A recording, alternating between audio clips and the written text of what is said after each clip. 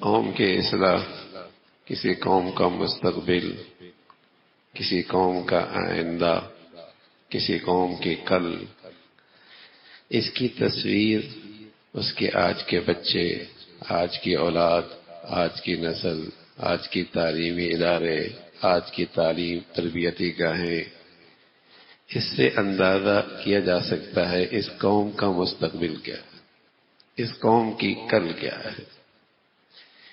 یہ کل قوم کس مزاج کی ہے، کس رخ کی زندگی گزارنے والی ہے، آج کے بچے، آج کی بچیاں، آج کی نئی نسل، ان کی تربیت، ان کی تعلیم، ان کی تربیت گاہوں کا رنگ ڈھنگ کیا ہے۔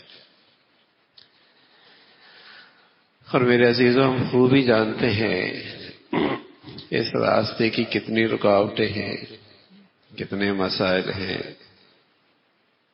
لیکن ہم میں سے ہر ایک نے اس راستے میں تربیت کا چراغ جلانا ہے، اور اس راستے کی رکاوٹیں، اس کا پتھر اٹھانا ہے۔ ہر ایک ہی اگر ایسا کرنے لگے گا تو اللہ کی ذات سے امید ہے ہم اپنی آئندہ نسل کو محفوظ کر سکتے۔ بگاڑ ہر طرف ہے، بگاڑ ہر طرف ہے،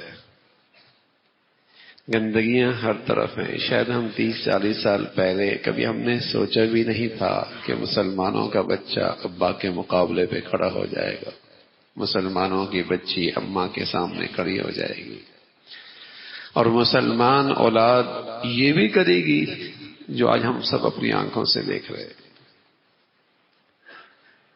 تو یہ ہمارا ایک اجتماعی قصور ہوا کہ ہم نے ہر چیز تو بڑھیا بنا لی، لیکن اپنی نسل کی بنانے کی ہمارے ہاں کہیں بھی سوچ نہیں ہے۔ مشینیں بنانے کی بھی فکر ہے، سڑکیں بنانے کی بھی فکر ہے، فیکٹری بنانے کی بھی فکر ہے، کارخانے کی بھی فکر ہے، اور اس کی آوازیں ہمارے کانوں میں بھی پڑتی ہیں کہ یہ سب چیزیں ہو جائیں گی تو کچھ ہو جائے گا اس قوم کا۔ یہ آوازیں تو لیکن کبھی یہ بھی آواز کہیں سے سنی کہ اگر ہماری یہ قوم بن جائے، اس کی تربیت ہو جائے، اس نئی نسل کی فکر ہو جائے، قومی سطح پہ بھی اور بدقسمتی سے کہیں اجتماعی سطح پر بھی اس کی آواز نہیں اٹھتی کہ ہماری نئی نسل کا کیا حال ہے، یہ رخ کس رخ پہ چل رہی ہے، اسے کیسے بچانا ہے، اس کی ہم نے کیسی فکر کرنی ہے۔ یہ تو آواز آتی ہے کہ مسلمانوں کے بچے نشہ آور دوائیں کھاتے ہیں، اتنے بھاری بھرکم فیسیں دے کر ان اداروں کے اندر کا حال بہت تکلیف دہ اور پریشان کن ہے۔ یہ باتیں تو ہوتی ہیں، لیکن قومی سطح پہ، اجتماعی سطح پہ کوئی ایسی آواز کہ ہم نے یہ نسل بچانی کیسی ہے، ہم نے اپنے بچے بچانے کیسے، ہم نے اپنی قوم آئندہ بنانی کیسی ہے، اس کی آواز نہیں۔ تو میرے عزیزو، ہم نے جو اپنے بڑوں سے پڑھا سیکھا اور قرآن حدیث میں اپنے بڑوں سے رہنمائی لی، تو یہی معلوم ہوا کہ اللہ کے نبی جب دنیا میں تشریف لائے نا اور ایک قوم کی تعمیر کرنا چاہی اور کسی سوسائٹی کو بنانا چاہا اور اس امت کو امت بنانا چاہا اور اس کے اندر نیا ایمان، نئی زندگی، نئے اخلاق، نئی تہذیب، نیا جذبہ، نئی گرمی، نئی حرارت پیدا کرنا چاہیے، تو آپ نے آغاز کہاں سے کیا؟ آغاز کہاں سے کیا؟ آپ نے قباء میں پڑاؤ ڈالا تو سب سے پہلے مسجد بنائی، مدینہ منورہ میں پڑاؤ ڈالا تو سب سے پہلے مسجد بنائی، اور امت کو سبق دیا کہ دیکھو تمہاری بچوں کی نئی نسل کی تعمیر ہوگی تو مسجد سے ہوگی، نماز سے ہوگی، مسجد سے ہوگی، نماز سے ہوگی۔ مفتی شفیع صاحب رحمۃ اللہ علیہ فرمایا کرتے کہ اللہ نے اصلاح اور تربیت کا ایک عالمی نسخہ دیا، عالمی نسخہ جو ہر طبقے کے لیے ہے، ہر طبقے کے لیے ہے، ہر فرد کے لیے ہے، ہر قسم کے مزاج کے لوگوں کے لیے ہے، عالمی نسخہ ہے۔ اور ظاہر ہے اس عالمی نسخے کے پیچھے اللہ کا علم ہے، اللہ کی حکمت ہے، اللہ کی شفقت ہے، اللہ کا پیار ہے، اللہ کی طرف سے اللہ کی قدرت ہے، اس نسخے میں یہ ساری چیزیں ہیں۔ اور وہ نسخہ کیا ہے؟ فرمایا کرتے وہ نسخہ ہے اتل ما اوحی الیک من الکتاب واقم الصلاۃ، تم اپنے بچوں کو نماز کا عادی بنا دو اور تلاوت قرآن کا عادی بنا دو۔ اس نسخے کے دو اجزاء ہیں، اگر تمہارے گھروں میں یہ آ جائے، تمہاری زندگیوں کا یہ عمل وظیفہ بن جائے، تم بچپن ہی سے اپنے بچوں کا ان چیزوں کا عادی بنا دو، تو اس کے اندر ساری انسانیت کی بہار آنا شروع ہو جائے گی، ساری ایمانی اسلامی زندگی کی صفات آنا شروع ہو جائیں گی۔ آغاز کیا ہے؟ نماز اور تلاوت، نماز اور تلاوت، نماز اور تلاوت۔ خود اللہ کے نبی فرمانے لگے 7 سال کی عمر میں بچے کو نمازی بناؤ، فرض کوئی نہیں، فرض کوئی نہیں۔ 10 سال کی عمر میں تنبیہ کرو۔ کیا وجہ ہے؟ ابھی بچہ بالغ نہیں ہوا، اس پر فرض نہیں ہوا، اور اتنا اہتمام 7 سال میں، پھر 10 سال میں تنبیہ پر نماز۔ ساری ایمانی زندگی کی زمین سازگار ہوتی ہی نماز سے ہے۔ انسانی طبیعت اور مزاج اسلام پہ عمل کرنے کے لیے تیار ہوتا ہی نماز سے ہے۔ اس لیے امت کو اس کی اہمیت سمجھائی کہ بچپن ہی میں یہ بچہ نماز کا ایسا عادی ہو جائے، ایسا مزاج بن جائے، نماز کی ایسی عظمت بیٹھ جائے، اس کی ایسی اہمیت بیٹھ جائے کہ یہ کبھی تصور ہی نہ کرے کہ مسلمان ہو کر بھی کوئی نماز چھوڑ سکتا ہے، تصور ہی نہ کرے کہ مسلمان ہو کے بھی کوئی نماز چھوڑ سکتا ہے۔ ما سلککم فی سقر قالوا لم نک من المصلین، جہنم میں کیوں پڑے ہو؟ کہنے لگے لم نک من المصلین، نماز نہیں پڑھتے۔ جہنم تو مسلمانوں کے لیے نہیں ہے، کافروں کے لیے ہے۔ نماز تو کافر چھوڑتا ہے، مسلمان نہیں چھوڑتا۔ اللہ کے نبی نے بتایا کہ مسلمان نماز پڑھتا ہے، مشرک کافر نماز نہیں پڑھتا۔ تو اسے بچپن ہی کے اندر اس کی اتنی عادت ڈال دو کہ اسے تصور ہی نہ ہو کہ مسلمان ہو کر بھی کوئی نماز چھوڑتا ہے۔ مسلمان بچے بھی نماز چھوڑتے ہیں۔ تو جب مسلمانوں میں اس کی عظمت اہمیت تھی، اور گھروں میں اور فضا میں اور ماحول میں اس نماز کی یہ اہمیت تھی، تو میرا عزیزو مسلمانوں میں اس کا تصور تھا بھی نہیں۔ کوئی اگر مسلمان معاشرے میں نماز نہ پڑھتا تو صاف پتہ چلتا یہ مسلمان نہیں، یہ مسلمان، یہ پہچان ہوتی تھی کہ مسلمان نماز پڑھتا ہے، جو نہیں پڑھتا وہ مسلمان نہیں۔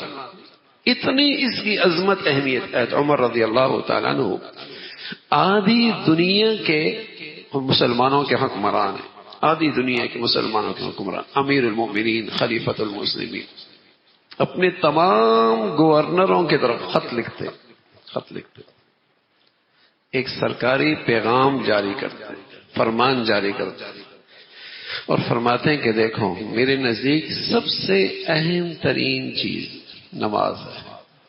سرکاری فرمان اپنے حکمرانوں کو، اپنے گورنروں کو لکھ رہے ہیں، میرے نزدیک سب سے اہم چیز نماز۔ اللہ کے نبی کی تربیت تھی، اللہ کے نبی کی صحبت تھی، اندازہ تھا کہ نماز سے کیا بننے والا ہے، نماز کی کیا اہمیت ہے۔ یہ فرمان لکھا اور فرمایا اگر اس کا اہتمام ہوا تو مخلوق خدا کی جو ذمہ داریاں تم اور سپرد ہے تم ان کا بھی اہتمام کرو، اور اگر تم نے اس میں کوتاہی کی تو مجھے کوئی امید نہیں ہے کہ تم باقی معاملات کے اندر کوتاہی نہ کرو، مجھے تم سے پھر کوئی امید نہیں۔ تو نماز کی اہمیت، اور یہی وجہ ہے امام الانبیاء محمد الرسول اللہ سید المرسلین رسول اللہ صلی اللہ علیہ وسلم، ابو بکر، عمر، عثمان و علی، تمام سرکاری اور قومی سطح کی ان ذمہ داریوں کے باوجود ساری زندگی مسجد میں سب سے آگے رہے، ساری زندگی مسجد میں سب سے آگے رہے۔ مسلمانوں میں بڑائی کا معیار یہی تھا، مسلمانوں میں جو سب سے بڑا ہوتا تھا اللہ کے گھر میں سب سے آگے ہوا کرتا تھا۔ اللہ کے بعد سب سے بڑی ہستی محمد رسول اللہ، اللہ کے گھر میں سب سے آگے۔ اس امت کے سب سے بڑے ابو بکر، عمر، عثمان و علی، رضوان اللہ علیہ میں ساری زندگی مسجد میں سب سے آگے.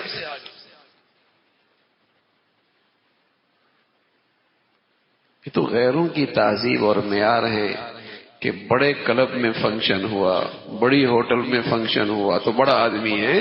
مسلمانوں میں بڑائی کا معیار یہ تھا کہ اللہ کے گھر میں کون آگے، اللہ کے گھر میں کون آگے. تو میرے عزیزو، یہ ان بچوں نے اور اس ادارے نے قومی سطح پہ ایک چھوٹی سی کوشش ہے، چھوٹی سی کوشش ہے کہ یہ نماز کا یہ فریضہ میں عرض کروں جو تمام اصلاح کی بنیاد ہے، سارے دین کی ستون ہے، ساری تربیت کے لیے استعداد پیدا کرنے کا سب سے مؤثر ذریعہ ہے. اس فریضے پہ ہمارے یہ بچے، ہماری یہ نئی نسل کیسے آ جائے. آواز لگائی، پورے پاکستان کے لیے آواز لگائی کہ ہر کوئی بھی مسجد اس کے اندر اپنے آپ کو شامل کر سکتی. دو تین چند شرطیں لگائی تھی لیکن کسی کے لیے کوئی قید نہیں تھی، کسی علاقے کے لیے، کسی قبیلے کے لیے، کسی زبان کے لیے، کسی فرقے کے لیے. کوئی بھی آتا اس کے اندر اپنے آپ کو، اپنے بچوں کو شامل کرتا. الحمدللہ پورے ملک میں ہوا، پشاور میں ہوا، اسلام آباد میں ہوا، لاہور میں ہوا، مختلف شہروں کے. یہ اس سلسلے کا آخری پروگرام ہے اور اس میں بھی تقریباً 650 کے قریب تقریباً بچے ماشاءاللہ کامیاب ہوئے.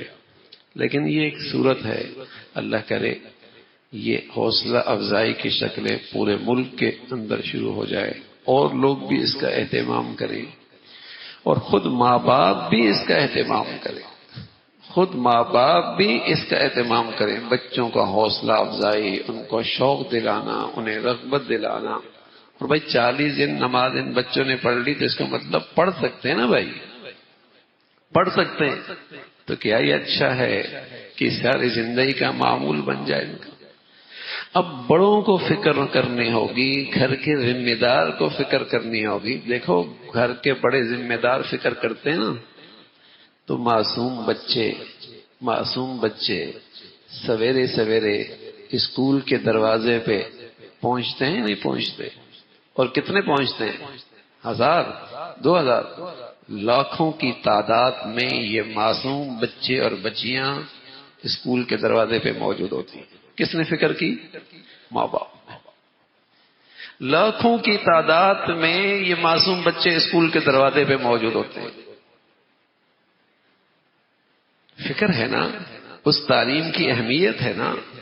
یہ ذہن بنا ہوا نا کیریئر بن جائے گا نا، کیریئر بن جائے گا. یہ دماغ بنا ہوا، یہ سوچ بنی ہو، کیریئر بن جائے گا. اور اگر یہ مسلمانوں پر کو ایمان ہوتا جو ان کو اللہ نے بتایا ہے، جو ان کے اللہ کے رسول نے بتایا ہے کہ تمہارے بچوں کا کیریئر بغیر نماز کے نہیں بن سکتا، تمہارا بچوں کا کیریئر کبھی بغیر نماز کے نہیں بن سکتا، چاہے لاکھوں کروڑوں خربوں تمہارے بچوں کے قدموں میں ہو جائیں، واللہ العظیم تمہارے بچوں کا کیریئر نہیں بن سکتا. اگر مسلمانوں کو اس بات پر ایمان ہو جائے تو بتاؤ ان لاکھوں بچے مسجد کے دروازے پہ نہ ہوں؟ اسکول کے دروازے پہ لاکھوں بچے، کس نے فکر کی؟ اب آپ نے فکر کی. اس کی اہمیت ہے، اس تعلیم پر ایمان ہے، کیریئر بن جائے گا، زندگی بن جائے گی. اگر یہ مسلمانوں کا ایمان اور یقین ہو جائے کہ میرے بچوں کا کیریئر نماز سے بنے گا، رسول اللہ صلی اللہ علیہ وسلم نے میرے بچوں کے کیریئر بنانے کے لیے نماز کی اہمیت بتائی. 7 سال کی عمر میں، 10 سال کی عمر میں بچائیے. مسلمانوں کا بچہ بھی بے نمازی رہ سکتا ہے، مسلمانوں کی اولاد بھی بے نمازی رہ سکتی ہے. اور یہ کوئی ناممکن چیز نہیں ہے، ہم نے کر کے دکھایا. آپ حضرات نے محنت کی، آپ نے کر کے دکھایا. ان بچوں نے شوق دکھلایا. یہ سب ممکن ہے. تو یہ تو ایک شوق کی دلانے کی شکل ہے. ایک چھوٹا سا چراغ جلایا ہے، چاہت یہ کہ یہ چراغ سے چراغ جلے، یہ روشنی پھیلے پورے مسلمان معاشرے کے اندر. ہر گھر کے اندر یہ فکر بڑھے کہ ہم مسلمان ہیں، ہمارے گھر میں بے نمازی نہیں رہ سکتا. ہم مسلمان ہیں، ہمارے گھر میں کوئی بے نمازی نہیں رہ سکتا. ہم بے نمازیوں کی زندگی نہیں گزاریں گے. تو اس کا اہتمام ہو میرے عزیزو. الحمدللہ مسجدوں کی رونق بڑھی، لیکن اب یہ بڑھتی چلی جائے، بڑھتی چلی جائے. خود بچوں کی حوصلہ افزائی کی شکل بنائی جائے، ان کی حوصلہ افزائی کی جائے، انہیں انعام دیا جائے، انہیں راغب کیا جائے، ان کی حوصلہ افزائی ہو. تو یہ اگر ہم اہتمام کریں گے تو یہ بچے کل ہمارے لیے بھی آنکھوں کی ٹھنڈک بنیں گے، صدقہ جاریہ بنیں گے، اور اللہ بھی اس سے بڑے راضی ہوں گے. اللہ بھائی جو کچھ کہا سنا عمل کی توفیق نصیب فرما دے.